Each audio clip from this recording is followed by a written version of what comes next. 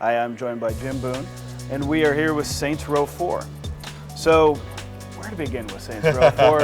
Yes. I guess the big question is, which came first? The story, and by story I mean, hitting people with giant sex toys, Right. or the gameplay itself? It was, in the case of Saints Row 4, it started with the gameplay. So one of the earliest big features that we added to Saints Row 4 were the superpowers. Yeah. And the thought being there that it's just, imagine adding superpowers to the craziness of Saints Row, Yeah. right? It's amazing. And it touches on so many of our core mechanics, the ability to go from one section of the world to the other in Right. a car. You can still do that, but now imagine being able to glide through the air or run at super fast through the streets. It's just Yeah. awesome. So how big is the world?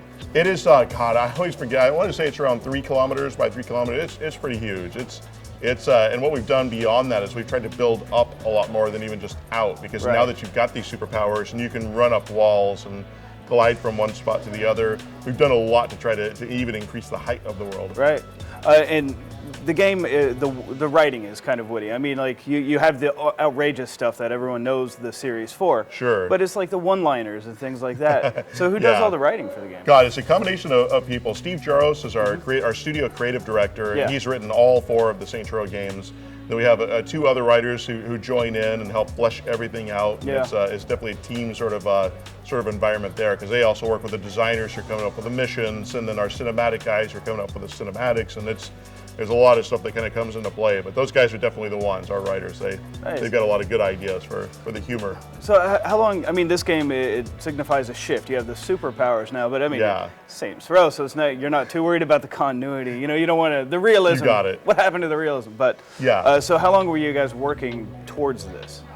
We've been in development just right after Saints Row the Third. In Yeah. fact, a few of us were starting even before Saints Row the Third ended. And then around the same time, there was a separate group of people that was working on the Enter the Dominatrix DLC, or the expansion pack Right. that we had talked about before back when we were with THQ.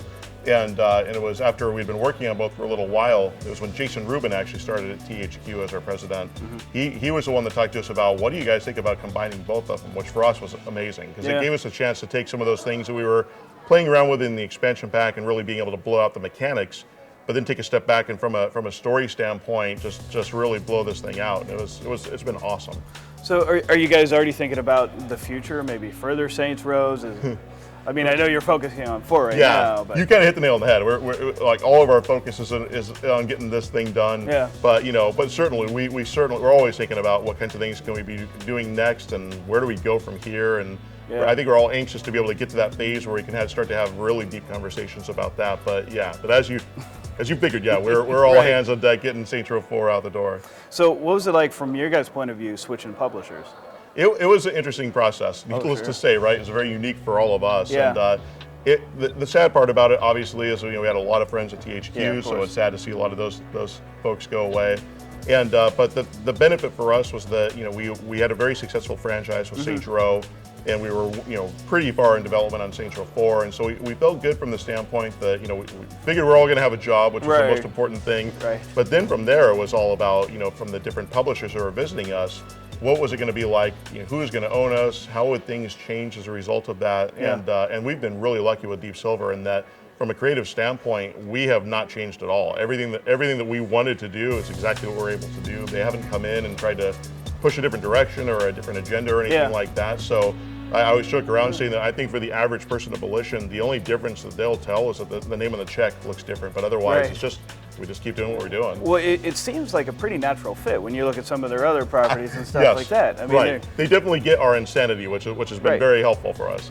So tell us about the studio itself. How you guys founded, and you're out of Illinois. Yeah, it's Champaign, Illinois. We were founded. We actually started off as a company called Parallax. This was back in '93, I think it was. Yeah, was that the Super Descent. NES days, It was. or- It was. It was. or Yes, did we you- were all PC back then, and Oh, we yeah. did the Descent series. Okay. And at that time, we were in 2 different locations. One group was in Ann Arbor, Michigan, and the other group was in Champaign, Illinois. So we ended up just splitting out both the companies. So we became Volition, and there was a sister company called Outrage that continued with Descent, with Descent Right. 3.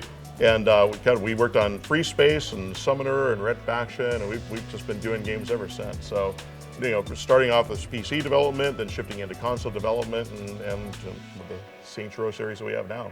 Nice. And this E3 is we still have a lot of life left in this generation of consoles. The highlights are for the next gen, Sure. but it's just the talking points. Right. Are you guys as developers excited for the next gen, or are you still firmly focused on this gen? Immediate, we're focused on this one just in terms of Saints Row 4 and Sure. getting this out the door. But God, we're as all developers, right? We're super excited about next gen and wondering, what is it going to be like to develop on this thing and all the memory and the horsepower and the new features on it. I think we're itching to be able to get involved in it and start to think about even beyond just the standard things. Like we know we're going to be able to do more amazing graphics and Right. more gameplay and everything, but it's some of the more exotic features that, at least speaking from a development standpoint, I can't wait to start to really sit around and brainstorm and think about what kinds of new things can we do, because I think that's a big hallmark of Saints Row, and I think that's why it's always done so well, is that it offers something that's very different. It's very unique, and there's no Right. other game like that. Yeah, very much So so. having this hardware out there, like what kinds of new things can we do with the hardware as well that, Yeah. that maybe we other people might not be doing, and it's very exciting to be able to do. Gotcha. And finally, was there anything in the game that even you yourself were like, maybe that's a little too far? God, I don't offhand. No, the example we often use with this is there was a week where we told the team, like, work on anything that you want. Yeah. Like any idea that you have, like, just try it out. Let's see what you can do, right? There's a group of people that put together a flying dragon, a flying fire-breathing dragon. Just cause? Just because. And it's not in the game, but it's not in the game because we didn't have enough time to really just do it justice and make it work right. Not because we couldn't find a way to make it fit. It's Saints Row. We can make anything fit if we want, and that's so liberating. Superpowers now, Right, exactly. For example, right, the aliens. Yeah, right. So no, offhand, nothing. That's great. Yeah. All right, well, thank you for your time. Definitely. Thank you very much. Appreciate it.